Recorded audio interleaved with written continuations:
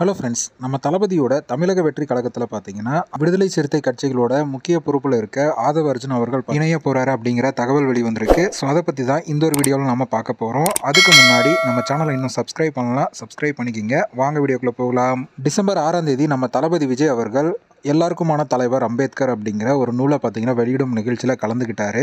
அந்த ஒரு நிகழ்ச்சியில் ஆதவ அர்ஜுனா அவர்களும் கலந்துக்கிட்டார் அப்படிங்கிறது எல்லாருக்குமே தெரிஞ்ச ஒரு விஷயம். அப்போது தமிழகத்தில் மன்னர் ஆட்சியை ஒழிக்கணும் அப்படிங்கிற மாதிரியும் புதிதாக ஒரு கருத்தியல் தலைவர் உருவாயிருக்காரு அப்படிங்கிற மாதிரியும் பார்த்தீங்கன்னா அந்த ஒரு மேடையில் பேசியிருந்தார்.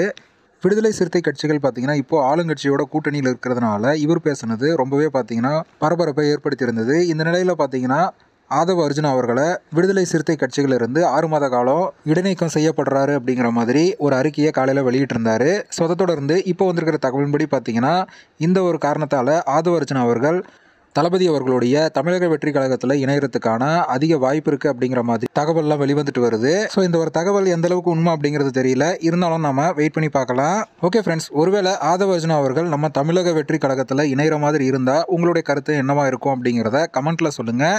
இந்த வீடியோ பிடிச்சிருந்தா லைக் பண்ணுங்கள், ஷேர் பண்ணுங்கள். இது போன்ற தளபதி பற்றின தகவல்களை தெரிந்து கொள்ள நம்ம சேனலை சப்ஸ்கிரைப் பண்ணி சப்போர்ட் பண்ணுங்கள். அடுத்த ஒரு வீடியோவில் பார்க்கலாம்.